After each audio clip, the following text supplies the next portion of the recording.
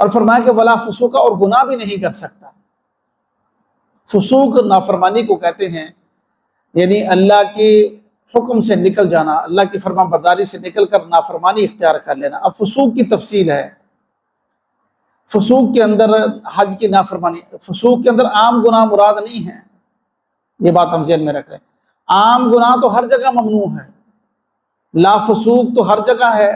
ہم یہاں اپنے امبولاک لاہور کی مسجد میں بیٹھے ہوئے ہیں، یا کہیں کسی کراچی میں بیٹھے ہوئے ہیں، کہیں اور شہر میں بیٹھے ہوئے ہیں، یا مکہ مکرمہ میں احرام باندھے ہوئے ہیں، گناہ تو سارے ممنوع ہیں۔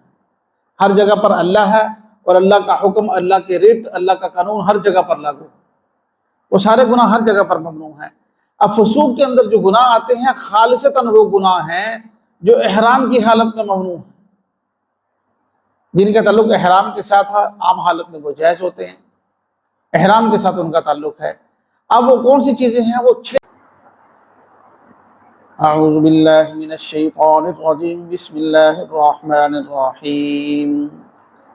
الحج اشہر معلومات، فمن فرض فیہن الحج فلا رفث ولا فسوق ولا جدال فی الحج، وما تفعلوا من خیر یعلمہ اللہ، وتزودوا فإن خیر الزاد التقوی واتقون یا اولی الالباب۔ حج کے معلوم مہینے ہیں، پس جس شخص نے ان میں اپنے اوپر حج فرض کر لیا، پس وہ اپنی عورت کے ساتھ بے حجاب نہیں ہوگا، گناہ نہیں کرے گا، جھگڑا نہیں کرے گا حج میں۔ اور جو بھی تم نیکی کا کام کرو گے اللہ اسے جانتے ہیں، اور زاد راہ حاصل کرو، بے شک سب سے بہترین زاد راہ وہ تقوی ہے، اور مجھ سے ڈرو اے عقل مندو۔ آیت نمبر 197 ہے سورہ بقرہ کی۔ حج کے احکام کے متعلق آیات چل رہی ہیں، کل 8 آیات ہیں یہاں پر، جن میں سے ایک ہم نے پڑھ لی اور اس کے اندر جو احکام ہے وہ بھی پڑھ لی، یہ دوسری آیت ہے۔ سب سے پہلے تو فرمایا کہ الحج اشہر معلومات، کیونکہ پچھلے سبق میں ہم نے پڑھا اللہ پاک جل شانہ نے ارشاد فرمایا وَأَتِمُّ الْحَجَّ وَالْعُمْرَةَ لِلَّهِ، حج اور عمرہ کو پورا کرو اللہ کی رضا کے لیے، پورا پورا ادا کرو آداب کی رعایت رکھتے ہوئے۔ کیونکہ عمرہ کا ذکر بھی آیا اور حج کا ذکر بھی آیا، اور عمرہ کے لیے کوئی وقت متعین نہیں ہے، نہ کوئی دن متعین ہے کہ اس خاص وقت میں ان خاص دنوں کے اندر عمرہ کر سکتے۔ عمرہ تو کبھی بھی کر سکتے ہیں پورے سال میں، لیکن حج کے لیے وقت بھی متعین ہے، دن بھی متعین ہے، تاریخ بھی متعین ہے، اور جگہ بھی متعین ہے کہ یہاں حج ہوگا۔ اس لیے خاص طور پر فرما دی الحج اشہر معلومات، حج کے جو ہیں وہ مشہور اور معلوم جو ہیں وہ مہینے ہیں۔ اب حج کے مہینے کون سے ہیں؟ وہ ہیں شوال، ذوالقعدہ اور ذی الحجہ۔ حضرت امامہ باہلی رضی اللہ تعالیٰ عنہ، ابن عمر رضی اللہ تعالیٰ عنہ کی روایت کے اندر جو ہے بخاری شریف میں آپ صلی اللہ علیہ وسلم نے واضح طور پر فرما دیا شوال، ذوالقعدہ، ذی الحجہ کے 10 دن یہ حج کے مہینے ہیں۔ الحج اشہر معلومات، اشہر شہر کی جمع جس کا معنی مہینہ ہوتا ہے، کہ حج کے یہ معلوم مہینے ہیں وہ کون کون سے ہیں؟ شوال، ذوالقعدہ، ذی الحجہ کے 10 دن۔ مطلب یہ ہے کہ ان دنوں کے اندر کوئی احرام باندھے گا تو حج کے لیے تو اس کا احرام حج کے لیے قابل قبول ہوگا، ان سے پہلے نہیں باندھ سکتا۔ اگر کسی کے گھر سے سفر ہے بیت اللہ کا 6 مہینے کا، تو 6 مہینے پہلے ہی احرام باندھ کر گھر سے چل پڑا کہ میں وہاں تک پہنچوں گا تو اس وقت حج کا ٹائم ہو جائے گا، ذوالقعدہ ذی الحجہ شروع ہو جائے گا، میں حج کر لوں، ایسا اس کا احرام قابل قبول نہیں ہوگا۔ ان مہینوں کے اندر حج کے لیے احرام باندھ سکتا ہے، ان سے پہلے نہیں باندھ سکتا۔ یہ مطلب ہے کہ یہ حج کے مہینے ہیں۔ تو یہ ہو گیا پہلا جملہ الحج اشہر معلومات۔ دوسرا جملہ ہے فمن فرض فیہن الحج فلا رفث ولا فسوق ولا جدال فی الحج۔ یہ وقف ہو رہا ہے، چھوٹے چھوٹے حصے ہیں آیت کے، جملے ہیں۔ جس شخص نے ان مہینوں کے اندر اپنے اوپر حج فرض کر لیا تو وہ عورت سے بے حجاب نہیں ہوگا، نافرمانی نہیں کرے گا، جھگڑا نہیں کرے گا حج کے دنوں میں۔ بڑے اہم مسائل ہیں یہاں پر۔ جس شخص نے ان کے اندر اپنے اوپر حج فرض کر لیا، مطلب جس نے احرام باندھ لیا اور حج کا پکا ارادہ کر لیا، اب وہ یہ کام نہیں کرے گا۔ پہلا کام عورت سے بے حجاب نہیں ہوگا، یعنی حج کے دنوں میں ہم بستری کرنا بیوی سے اور یا کھلی بات کرنا بھی ممنوع ہے۔ اشاروں کنایوں میں کوئی بات ہو جائے مصری کی تو الگ بات ہے، کھلی بات کرنا بھی ممنوع ہے، اور ہم مصری کرنا تو بالکل ہی ممنوع ہے، احرام باندھ کر بالکل ہی جائز نہیں ہے۔ اور یہ تو رفث کو الگ سے ذکر کر دیا، رفث خاص طور پر جماع اور ہم بستری کو کہتے ہیں، اس لیے میں لفظ بھی وہی استعمال کر رہا ہوں، اور شرعی مسئلہ جب اللہ نے ہمیں بتلایا تو اس کا لفظ بولنے میں کوئی حرج بھی نہیں ہے۔ اور فرمایا کہ ولا فسوق، اور گناہ بھی نہیں کر سکتا۔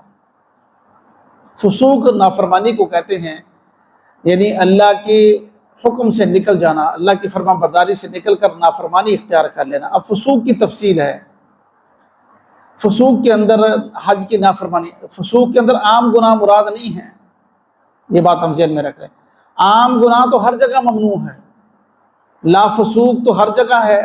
ہم یہاں اپنے امبولاک لاہور کی مسجد میں بیٹھے ہوئے ہیں، یا کہیں کسی کراچی میں بیٹھے ہوئے ہیں، کہیں اور شہر میں بیٹھے ہوئے ہیں، یا مکہ مکرمہ میں احرام باندھے ہوئے ہیں، گناہ تو سارے ممنوع ہیں۔ ہر جگہ پر اللہ ہے، اور اللہ کا حکم، اللہ کے ریٹ، اللہ کا قانون ہر جگہ پر لاگو ہے، وہ سارے گناہ ہر جگہ پر ممنوع ہیں۔ اب فسوق کے اندر جو گناہ آتے ہیں خالصتاً وہ گناہ ہیں جو احرام کی حالت میں ممنوع ہیں، جن کا تعلق احرام کے ساتھ ہے، عام حالت میں وہ جائز ہوتے ہیں، احرام کے ساتھ ان کا تعلق ہے۔ اب وہ کون سی چیزیں ہیں؟ وہ 6 چیزیں ذکر کی ہیں مفسرین نے، وہ ہم توجہ سے سنیں گے۔ ان میں سے سب سے پہلی چیز تو وہی ہے رفث، ہم بستری کرنا، یعنی وہ پہلے رفث الگ سے بھی ذکر کر دیا، اور فسوق کے اندر پھر مفسرین نے اس کو ذکر کیا خاص طور پر کہ یہ ایسا معاملہ ہے، حالانکہ بیوی اپنی ہے، حلال ہے، سب کچھ ہے، لیکن بہت سے معاملات میں بیوی سے یہ ہم بستری یہ معاملے کو بہت زیادہ بگاڑ دیتا ہے، اور حج بالکل ہی فاسد ہو جاتا ہے۔ مثلا احرام باندھ لیا اور وقوف عرفہ سے پہلے کو بیوی سے مل لیا، اب اس کا حج تو فاسد ہو جائے گا، حج اس کا ٹوٹ گیا، حج فاسد ہو گیا۔ اب اس کو، اب یہ جو احرام اس نے کھولنا ہے، احرام کے لیے بھی اس کو جرمانہ اللہ پاک جل شانہ کی طرف سے جو کفارہ ہے وہ جو ہے نا وہ دم دینا پڑے گا، دم بھی گائے یا اونٹ کی صورت میں دینا پڑے گا، بڑا جانور قابل قبول ہوگا، اور اس کو آئندہ سال اس حج کی قضا بھی کرنی پڑے گی۔ مطلب یہ ہے کہ اتنا منع کیا اللہ پاک جل شانہ نے، اتنی سختی سے ممنوع ہے، تو اس لیے 2 مرتبہ رفث پہلے بھی ذکر کیا، فسوق کے اندر پھر اس کا ذکر کیا۔ ایک تو یہ چیز ہوگی، دوسری چیز ہے بری شکار کرنا یا اس پر دلالت کرنا۔ اگر حاجی سفر کے دوران حرم کے اندر کو شکار، اب تو وہاں شکار کا تصور ہی نہیں رہ گیا، پہلے مطلب جنگل ہوتا تھا، جھاڑیاں ہوتی تھی حدود حرم کے اندر بھی، تو وہاں حاجی کسی کو نہ خود شکار کا، وہ ہرن آ گیا، خرگوش آ گیا، نہ خود کسی کو بتا بھی نہیں سکتا، کوئی شکاری کھڑا ہوا ہے، شکاری نے احرام نہیں باندھا، اس نے احرام باندھا ہوا، یہ اس کو اشارہ بھی نہیں کر سکتا کہ وہ شکار آ گیا ہے، آپ کے پاس سے گزر ہے، اس کو نشانہ لگاؤ، اس کا شکار کرو، یہ دلالت بھی نہیں کر سکتا، خود شکار بھی نہیں کر سکتا۔ اور تیسری چیز ہے بال یا ناخن کاٹنا، بال یا ناخن کاٹنا عام حالات میں تو جائز ہے، لیکن احرام باندھنے کے بعد یہ ممنوع ہے، یہ فسوق کے اندر شامل ہے۔ اور اس کے ساتھ ساتھ جو ہے خوشبو کا استعمال کرنا، خوشبو بھی احرام باندھنے کے بعد استعمال نہیں کر سکتا۔ اس لیے جو ہے نا، اور خاص طور پر آج کل حج ٹریننگ کے طور پر جو ہمارے حضرات ہیں، تجربہ کار ہیں، جاتے ہیں بار بار، جن کو تازہ حالات بھی معلوم ہوتے رہتے ہیں، کون کون سی پابندیاں سعودی حکومت کی طرف سے لگائی گئی ہیں، ان کے مطابق وہ جو ہے وہ گائیڈ بھی کرتے رہتے ہیں، تو اس کے اندر وہ یہ بھی بتاتے ہیں کہ جو ہے نا حجر اسود، اس کو بہت زیادہ خوشبو لگی ہوتی ہے، بہت زیادہ، چونکہ عرب جو ہے وہ اللہ پاک نے ان کو چنا ہے خاص اس جو حرمین کی خدمت کے لیے، بہت زیادہ احترام کرتے ہیں، غلاف کعبہ کو خوشبوئیں لگاتے ہیں، جو ہے حجر اسود کو خوشبوئیں لگاتے ہیں۔ تو اس لیے نبی پاک صلی اللہ علیہ وسلم کا فرمان ہے کہ استلام کر دینا، یعنی جب چکر آدمی کاٹ رہا ہے طواف کے، جو استلام یعنی وہ جو پٹی ہے جو حجر اسود کے سامنے ہے، جب اس پر پہنچے تو صرف ہاتھوں سے ہاتھ اٹھا کر جو ہے استلام کر دے، اشارہ کر دے حجر اسود کی طرف، سلام کر لے اس کو، تو اس سے بھی حجر اسود کو بوسہ ہو جاتا ہے۔ اب اس کے لیے اس کو منہ لگانا، اسپیشلی چومنا، ہمارے لوگ دھکے دیتے ہیں، زور لگاتے ہیں، بے اکرامی کرتے ہیں، حاجیوں کو تکلیف دیتے ہیں، یہ ضروری نہیں ہے۔ وہ جو حدیث ہے نا کہ حجر اسود کو بوسہ دینے سے سارے گناہ معاف ہو جاتے ہیں، وہ استلام کرنے سے بھی معاف ہو جاتے ہیں، اسپیشلی ہونٹ لگانے اور چومنا کوئی ضروری نہیں ہے۔ اور اس سے بلکہ وہ مسئلہ بھی پھر کھڑا ہو جائے گا خوشبو والا، کیونکہ خوشبو بہت زیادہ لگی ہوتی ہے، تو وہ حاجی کو بھی لگ جائے گی۔ تو اس لیے حج کا احرام باندھا ہو تو کوشش کی جائے۔ ہاں ویسے کبھی موقع مل جائے کہ احرام نہیں باندھا ہوا، ویسے بھی انسان اتنا عرصہ وہاں مقیم رہتا ہے، حجر اسود کو بوسہ دینے کا موقع مل جائے تو بوسے جتنے مرضی دے لے۔ تو یہ خوشبو کا استعمال کرنا، یہ 4 چیزیں پہلی کون سی ہو گئی؟ ہم بستری شکار کرنا یا اس پر دلالت کرنا، نمبر 2، نمبر 3 بال یا ناخن کٹوانا، نمبر 4 جو ہے خوشبو لگانا۔ یہ تو مشترکہ ہیں مردوں اور عورتوں کے لیے۔ 2 چیزیں فسوق کے اندر اور ہیں جو صرف مردوں کے لیے ہیں، خالص ہیں۔ ایک ان میں سے سلے ہوئے کپڑے پہننا، سلے ہوئے مرد کپڑے نہیں پہن سکتا، احرام سلا ہوا نہیں پہن سکتا۔ احرام ایسی چادریں مل جاتی ہیں جو بند ہوتی ہیں، آج کل ان کی کٹائی ایسے ہو رہی ہے تھانوں کی شکل میں کہ وہ چاروں طرف سے بند ہوتی ہے، اس کو اکٹھا کر کے اس کو سمیٹ لیا جائے، لیکن سلائی اس میں بھی نہیں ہوتی۔ سلے ہوئے کپڑے پہننا یہ بھی ممنوع ہے، اور اس کے ساتھ ساتھ جو ہے سر اور چہرے کو ڈھانپنا یہ مردوں کے لیے ممنوع ہے۔ بلکہ امام مالک اور امام ابو حنیفہ رحمۃ اللہ علیہ تو یہ فرماتے ہیں کہ عورت کے لیے بھی یہ چاہیے کہ وہ اپنے چہرے کو کپڑا نہ لگنے دے، پردہ تو کرے لیکن چہرے کو کپڑا، اس لیے وہ حجاب ایسا بنایا ہوا ہوتا ہے کہ تھوڑا سا کپڑا آگے ہوتا ہے چہرے سے، پردہ بھی ہو جائے اور چہرے کو کپڑا بھی نہ لگے۔ لیکن مرد کے لیے تو سر اور چہرہ وہ ڈھانپ ہی نہیں سکتا نا، احرام ہوتا اس حالت میں ہے کہ چہرہ بھی کھلا ہوا ہوتا ہے، سر بھی کھلا ہوا ہوتا ہے۔ وہ حالت اختیار کرنی ہوتی ہے آوزاری کی کہ بندہ اللہ کے سامنے گڑ گڑا رہا ہے، اپنے رب کو راضی کر رہا ہے، تو یہ حکم ہے خاص طور پر۔ تو یہ آ گیا ولا فسوق کا۔ فسوق کے اندر 6 چیزیں آ گئیں، جن میں سے 4 کے اندر مرد اور عورت دونوں شامل ہیں، اور 2 صرف مردوں کے لیے خاص ہیں۔ اور فرمایا کہ ولا جدال فی الحج، اور حج کے اندر کوئی جھگڑا نہیں ہے، جھگڑا نہیں کرنا۔ اب جدال کی جو وجہ ہے نا اصل میں وہ یہ ہے کہ پہلے زمانہ جاہلیت میں 2 قسم کے گروہ بن گئے تھے حج کرنے والے۔ ایک گروہ جو ہے وہ حج کرتا تھا ذوالقعدہ کے اندر، اور کچھ لوگ زمانہ جاہلیت میں حج کرتے تھے ذوالحجہ کے مہینے کے اندر، جو حج کے مہینہ ہے خاص طور پر، جس کے اندر جو ہے وہ حج کے جو ارکان ہیں وہ ادا کیے جاتے ہیں۔ اب یہ دونوں کرتے تھے اور اپنے اپنے نظریات پر دلائل بھی دیتے تھے اور ایک دوسرے کے ساتھ جھگڑا بھی کرتے تھے۔ تو اللہ پاک جل شانہ نے فرمایا کہ جدال، کوئی جدال نہیں ہے، جھگڑا نہیں ہے اس کے اندر۔ ایسے جو حج کے ایام شروع ہوں گے 9 ذی الحجہ سے، وقوف عرفہ سے، پھر مطلب 8 ذی الحجہ سے شروع ہو جاتا ہے، مینا میں چلے جاتے ہیں، 9 ذی الحجہ کو وقوف عرفہ ہے، پھر جو ہے مزدلفہ، مینا، پھر قربانی، پھر حلق، پھر جو ہے احرام کا کھولنا، طواف زیارت ہے، طواف قدوم ہے، اور طواف وداع ہے، طواف سارے کے سارے کرنے، جمرات کی رمی، وہ ساری ترتیب، وہ ارکان، وہ مخصوص ایام، وہ جگہ بتا دی گئی۔ اب جھگڑے کی کوئی گنجائش نہیں ہے۔ اور ایک تو یہ تھا کہ بعض لوگ جو ہے یہ اس معاملے میں جھگڑا کرتے تھے کہ ذی الحجہ کے مہینے میں حج کیا جائے یا کہ حج کیا جائے ذوالقعدہ کے مہینے میں، اور بھی اس کے علاوہ جو ہے بہت سے جھگڑے ہوتے تھے حج کے معاملات۔ انہوں نے اپنی رسومات بنائی ہوئی تھی، جو رسومات ساری کی ساری اسلام نے ان کو ختم کر کے ایک خاص جو ہے وہ قانون وضع کر دیا اور احکامات جاری کر دیے۔ اللہ پاک جل شانہ فرمانے کے وما تفعلوا من خیر یعلمہ اللہ، حج کے سلسلے میں جو بھی تم نیکی کرو گے اللہ اسے جانتے ہیں۔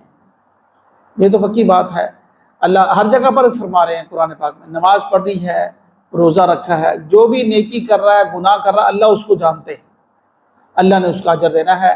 حج کے سلسلے میں خاص طور پر اللہ جل شانہ کی حضوری کا استحضار ہوگا دے، تو اس لیے جو ہے نا خاص طور پر اس کا اہتمام کیا جائے کہ بندہ اللہ کی طرف اس کا دھیان رہے۔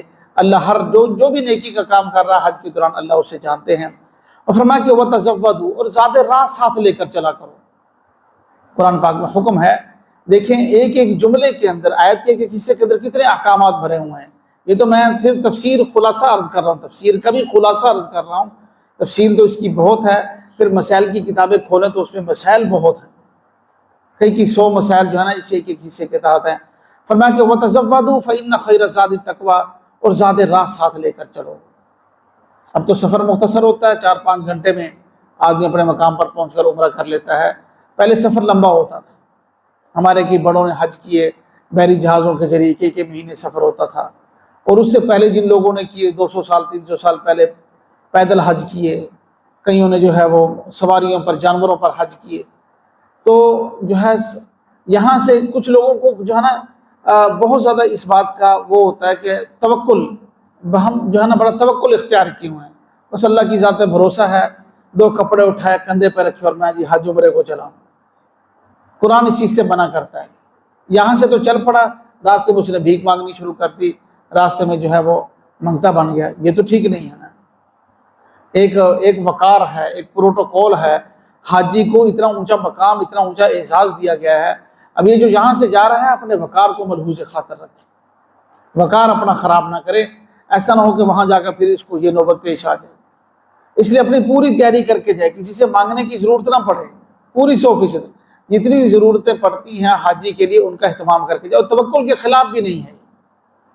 اسباب کو اختیار کرنا کوئی توکل کے خلاف نہیں ہے، اسباب کو چھوڑنا یہ سنت کے خلاف ہے۔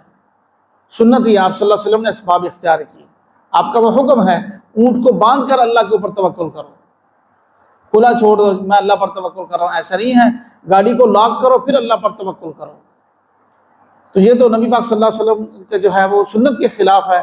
اگر کوئی بندہ اسباب چھوڑ دیتا ہے اور جو ہے زیادہ راہ ساتھ نہیں لے کر چلتا، سامان سفر ساتھ لے کر نہیں چلتا، اس لیے جو ضرورت کی چیزیں ہیں وہ ساری کی ساری لے کر جائے، تاکہ وہاں پر جا کر کسی سے مانگنی نہ پڑے۔ بتزودوا، زیادہ راہ ساتھ لے کر چلو، اور زیادہ راہ جتنی چیزیں آپ نے لینی ہیں ان میں سے فرمایا فإن خیر الزاد التقویٰ، سب سے بہترین توشہ، سب سے بہترین زاد سفر جو ہے، سفر کا سامان جو ہے وہ تقویٰ ہے۔ ساری چیزیں، ساری سہولیات لے لی ہیں، آدمی نے ریال بھی بنا لی ہیں پیسوں کے، اور تاکہ مجھے وہاں جا کر جو ہے وہ کنورٹ تبدیل کرنا مسئلہ نہ بنے، اور کچھ بھی نہیں چھوڑا اس نے، گولیاں بھی لے لی ہیں سر درد کی، اور اب چھوٹے موٹے برتن بھی ساتھ لے لیے اپنے روم کے اندر، چائے اپنی پکاؤں گا فلاں فلاں، مطلب کچھ لوگ تو یہاں سے کچھ نہ کچھ سبزیاں بھی لے جاتے ہیں، پیاز ٹماٹر وغیرہ بھی لے جاتے ہیں تاکہ ہمیں وہاں جا کر کسی سے لینا نہ پڑے، مطلب اتنا زیادہ اہتمام کر لیا ہے، لیکن نظروں کی حفاظت نہیں ہے۔ لیکن جو ہے اس کے ساتھ ساتھ جو ہے حاجیوں کو تنگ کر رہے ہیں، وہاں بیٹھے ہوئے غیبت کر رہے ہیں، یار یہ مکی لوگ اتنے سخت ہیں، یہ دیکھو شرطے کیسے ہمیں تنگ کرتے ہیں، یہاں سے نہیں گزرنے دیتے، وہاں سے نہیں گزرنے دیتے۔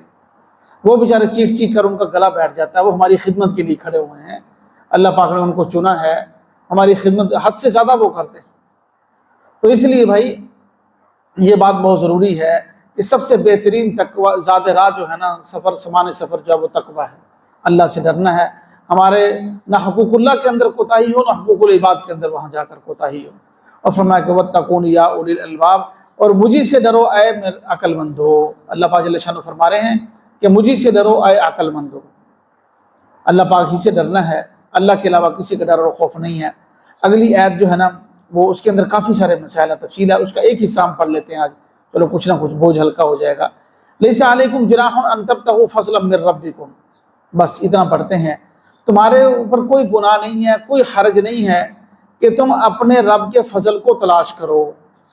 اب اس آیت کا ایک مخصوص شان نزول ہے، وہ ہمیں سمجھ آئے گا۔ حضرت ابن عمر رضی اللہ تعالیٰ عنہ کی روایت سے، حضرت ابن عمر رضی اللہ تعالیٰ عنہ کے پاس ایک شخص آیا اور اس نے آ کر یہ کہا کہ حضرت ہمیں یہ بتائیں کہ ہم اونٹ کرائے پر دیتے ہیں اور حاجیوں کی خدمت کرتے ہیں، حاجیوں کو بٹھا کر اونٹوں پر لے بھی جاتے ہیں، لے بھی آتے ہیں، اور مینا میں لے گئے، مزدلفہ میں لے گئے، اونٹوں پر بٹھا کر حاجیوں کو ان سے کرایہ وصول کرتے ہیں، اور ساتھ ہم بھی حج کا احرام باندھ لیتے ہیں، حج بھی کرتے ہیں۔ وہ ہے کہ ہم ایک بزنس بھی کر رہے ہیں، ساتھ حج بھی کر رہے ہیں، یہ ہمارے لیے جائز ہے۔ حضرت ابن عمر رضی اللہ عنہ نے فرمایا کہ بالکل سیم یہی سوال میرے سامنے رسول اللہ صلی اللہ علیہ وسلم سے کیا گیا، بالکل یہی سوال کہ دوران حج کو کاروبار کو کام کر سکتے ہیں، روزی کمانے کا کوئی ذریعہ بنا سکتے ہیں؟ تو نبی پاک صلی اللہ علیہ وسلم خاموش رہے، جس پر یہ آیت نازل ہوئی، لا جناح علیکم ان تبتغوا فضلا من ربکم، تمہارے اوپر کوئی حرج نہیں ہے، کوئی گناہ نہیں ہے، اگر تم اس دوران کو کمائی کرنا چاہتے ہو کمائی بھی کر سکتے ہو۔ تو وہاں جا کر سٹال لگا لیتا ہے کوئی۔ اب ہمارے ہاں سٹال وغیرہ کا یہ سسٹم تو نہیں ہے، ہمارے ہاں اب جو سسٹم آج کے دور میں چل رہا ہے وہ خدام کا ہے۔ خدام جو ہیں ہر سال بہت سے لوگوں کو بہت سے علاقوں کے اندر یہ بڑی فیسلٹیز مل جاتی ہیں، خدام کے اندر اپنا ویزا لگوا کر جو ہے وہ چلے جاتے ہیں، اب وہاں جا کر حاجیوں کی خدمت بھی کرتے ہیں، حاجیوں کو راستہ بتانا، حاجیوں کو گائیڈ کرنا، اور اس کے ساتھ ساتھ جو ہے سعودی حکومت ان کو پیسے بھی دیتی ہے اور ویزا اور سب کچھ انہیں کی طرف سے ہوتا ہے۔ اب کما کر بھی لا رہے ہیں اور اپنا حج بھی کر رہے ہیں۔ اسی کو فرمایا لا جناح علیکم ان تبتغوا فضلا من ربکم، تم اپنے رب کے فضل کو تلاش کرو، یعنی وہاں پر اس دوران کوئی کاروبار کرو یا کچھ کرو تو اس میں کوئی ہے. لیکن ایک لفظ یہاں پر لا جناح کا جو ہے نا، اس سے ایک اور اشارہ ملتا ہے، وہ یہ ملتا ہے اگر کوئی کاروبار نہ کرو تو بہتر ہے. یکسوئی نہیں رہتی آدمی، دھیان اس طرف ہو جاتا ہے. کچھ بھی نہ کرو تو بہتر ہے. میں تو کہتا ہوں شاپنگ بھی نہ کی جائے،